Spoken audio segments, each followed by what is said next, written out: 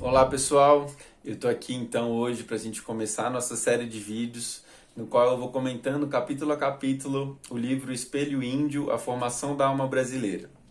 Então hoje a gente vai falar um pouquinho sobre o capítulo 1, que se chama A Identidade Brasileira e seu Drama Oculto. E nesse capítulo então o Gamini vai aproveitar e vai dar uma introduzida, né, de qual é o problema, qual a hipótese, o que a gente vai estar falando e essas questões vão ser desenroladas ao longo do livro inteiro, né? Mas vamos capítulo a capítulo. E esse primeiro capítulo, então, ele começa a trazer a questão da identidade brasileira, né? Colocar a existência de uma alma ancestral do Brasil e se perguntar o que foi perdido no processo civilizatório, né? Com a hipótese, ele levanta a pergunta, né, de como é que fica a nossa consciência moderna se existe um pedaço que foi deixado de lado e negado. Né? Qual que é o efeito dessa negação sobre a nossa consciência hoje? No caso, a negação dessa alma ancestral brasileira. Né? E como isso se perdeu no processo civilizatório. Né? A hipótese dele para responder essa pergunta é que essa condição, né, dessa negação, dessa falta de integração, é sentida como uma grande perda e uma dissociação para essa nossa consciência. O que resultaria, então, numa consciência pela metade, né? Uma consciência que carece de uma raiz. Né? A partir daí, ele começa a elaborar um pouco, começa a enriquecer com imagens, ideias, para tentar nos aproximar um pouco do imaginário dos portugueses, dos colonizadores que chegaram aqui nessa terra. Né? Então, eles trouxeram carregado essa ideia que a gente perpetua até hoje enquanto uma coisa de um descobrimento, né? Que possui essa aura mágica, esse caráter poético, né? De chegamos numa terra prometida, né? Onde tudo é abundante, né? E as mulheres andam nuas, né? E o quanto que essa relação, né, de descobrimento, que também fala, né, foi uma invasão do território, né, traz consigo uma série de consequências, né, de interpretação desse fato. Né? A primeira é de que quando chegaram aqui, então, e começaram a encarar isso enquanto essa ideia desse descobrimento, fez com que eles encarassem os habitantes que aqui viviam como seres que não tinham passado, que não tinham direitos e que estavam ali colocados nesse território apenas como se fosse uma parte do cenário, né? Uma parte integrante daquilo que eles estão ali se sentindo no direito de tomar posse. Né? Enquanto essa coisa, né, que é bela, que é preciosa, que é única, né, diante da visão que eles tiveram chegando aqui.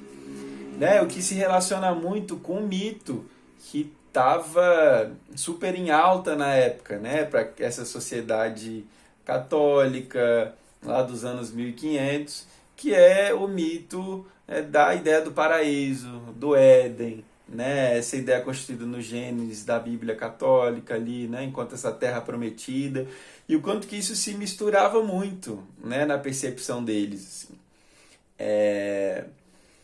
Então, esse apropriar-se de algo que não é reconhecido como alheio resulta na alma ancestral entendida como objeto a ser apropriado ou dispensado. Né? Então, essa relação com esse povo, com aquela realidade que não era reconhecido como, não tinha essa posição de alteridade, né? Não era um outro, mas era um algo, um objeto a ser consumido, a ser tomado de posse. Né? E o quanto que isso às vezes ainda reflete a nossa... é perpetuado por nós, assim, quando a gente entra em contato com algumas dimensões ainda dessas culturas indígenas que se mantiveram ao longo do tempo, né? Eu fico pensando muito no exemplo da ayahuasca, né? Essa medicina ali da floresta, que muitas vezes é encarada por esse homem branco que chega de fora enquanto como se fosse a lógica da gente ir ali na farmácia, comprar um remedinho, sabe? Fazer uma limpeza espiritual e depois a gente volta para esse nosso mundo ordinário aqui. Né? Isso traz um pouco essa noção, né? De que parte daquilo que constitui uma realidade diferente da nossa é entendido como um objeto, assim, que eu posso chegar, eu posso usar, posso dispensar, né? Isso me lembra também a cena de um documentário que infelizmente eu não lembro o nome, mas que, dentre outras coisas, falava de uma mulher que era a pajé de uma determinada tribo, e essa tribo tinha essa abertura, né, para receber gente de fora, para participarem, né, de alguns rituais assim com a ayahuasca. E chega um momento do documentário que ela fala algo que vai justamente nesse sentido, assim, ela fala: vocês vêm aqui, tomam, né, fazem uso desse ritual, participam desse ritual com a gente, depois vão embora, voltam para a vida de vocês como se fosse, sabe, uma experiência ali imersiva, e depois aquilo acabou. Mas entender que a sacralidade daquilo está relacionada como parte do dia a dia, né? Cada ato do dia a dia está relacionado com essa força maior ali, essa conexão, com essa sabedoria da Mãe Terra, né? Que aí permite um pouco a gente vislumbrar assim, o que é, né, essa visão de mundo, né? O que é as diferentes possibilidades de se encarar a realidade, né? De se entender a realidade. E o quanto que ali, nesse ponto da nossa história, a gente teve justamente esse embate, né? Em que a gente já sabe no que deu, né? Já sabe no que deu, mas estamos aqui inclusive para fazer esse lugar de entender que a narrativa, né? Que é essa narrativa construída, né? Que a gente conta, o que é essa história que a gente conta para a gente mesmo, que nos constitui enquanto esse povo brasileiro, né? Essa narrativa única, né? Que ainda é a narrativa dos portugueses, né? Daquela época, assim. E a gente vai elaborando isso, né? Mas chega um certo momento, então, que o Gambini vai trazer, né? Começando a fazer articulação com o caráter psíquico, assim, né? Com os conceitos junguianos e tal. E ele vai trazer que essa relação, né, de entender essa alma ancestral tá ligado com a gente ser capaz de compreender, em termos junguianos, a noção de que os arquétipos de inconsciente coletivo vão se manifestar também através, né, desses seres humanos, e que se manifestaram em diferentes épocas, em diferentes regiões, inclusive aqui, né, nesse território, através dos povos, né, que se organizavam aqui e tiveram suas questões, suas perguntas. Inclusive é algo que o Gambini vai trazer, né? Ele enumera algumas perguntas que são vivenciadas por grupos humanos, assim, né? Que tentam compreender, né, o que é essa experiência de estar vivo, né? E ele, entre essas perguntas, ele cita, então, né, como atravessar a vida, né? Como garantir a subsistência à prole, como se associar, como criar regras de convívio e distribuição de bens, como produzir condições materiais de vida, como se defender das intempéries, das doenças e das ameaças, como explicar o transcendental, como explicar o surgimento da vida, né? E como se comunicar. Acho que essas são questões assim, né, humanas, né, que a gente vai tentar. Qualquer organização social teve perguntas, né, ou muito próximas ali, né, às vezes com outra forma de pensar, claro, mas que tocam esses pontos, né? E entender, então, que esses povos que viveram aqui se fizeram essas perguntas e se fizeram suas respostas também, né? Construíram suas respostas e vivenciaram isso, né, de maneira diferente. E que isso é uma possibilidade, né, de um enriquecimento psicológico, né, no sentido de incorporar, assim, enquanto algo que fazia parte, estava vivo, né, pulsante, e foi apagado, né, foi passado por cima, assim, né? Em nome de uma outra narrativa, né?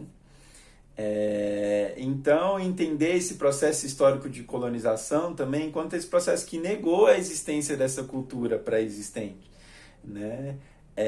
E que, quando não conseguia negar que existia já essa cultura ali, tinha uma postura então de destruir, né, qualquer resquício, assim, qualquer manifestação, porque já não cabia, né? Os donos da verdade já tinham chegado ali no pedaço, né?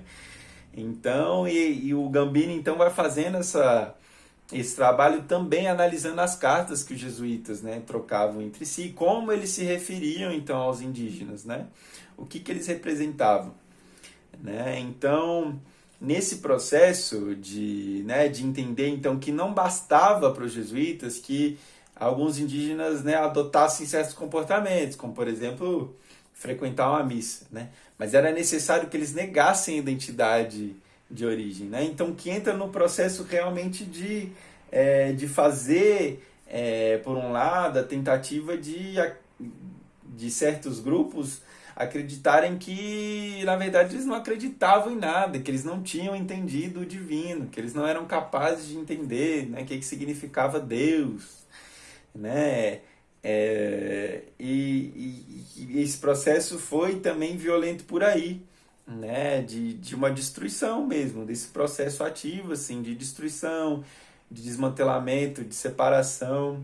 E é claro que não foi só uma narrativa passiva também, né? Claro que teve núcleos de resistência, né? Inclusive, ao longo do livro, a gente vai chegar a alguns, né, pontos assim que é legal também para expandir, né? Mas só para a gente já não cair nesse espaço, né? De achar que aquele povo ali estava então refém, né? Que se entregou de mão beijada, então, né? Lembrar que foi um processo violento mesmo, né? E de muitos anos. Então o Gambini traz para a gente também essa ideia, né, de uma tentativa de criar um sentimento de vergonha, de criar essa ideia, né, de que eles não acreditavam em nada, né, através ali de se infiltrar naquela vida, de tentar inserir outros modos, né, de organização, né? Ele cita, inclusive, que nessas cartas dos jesuítas a palavra alma nem era usada normalmente, e que quando uma questão para esses jesuítas, então, era pensar que esses índios não tinham alma, né? E que só por meio do batismo eles teriam, né? Então, como que isso vai conversando, né, com essa construção aí que a gente tem? E ele traz esse ponto, né? Então, que essa consciência dita civilizada lá do europeu, né, do português ali do século XV, XVI, não era capaz de atribuir o menor valor, né, à subjetividade que encontrou aqui. Ele não era capaz de reconhecer uma realidade que era diferente da dele, não era capaz de entender que ali existia uma outra forma, né, de compreender o mundo, né? Essa incapacidade mesmo, né? Essa cegueira, assim. E o quanto que a sociedade que nós temos hoje também, a mentalidade, a consciência é fruto desse processo, né? Esse passado que é colocado num lugar de um nada, né? Ou então é uma vergonha, né? E a gente ainda fica com essa narrativa em 2022, assim, de que a contribuição da cultura indígena é a mandioca, a rede, né? Fica essa caricatura infantil que a gente ainda passa para as nossas crianças, né? Que a gente ainda vai colocando dentro dessa ideia, né? Dessa coisa dessa democracia racial, assim, que não teve nada de democracia, né? Foi uma violência, um atropelamento, né? Uma invasão, né?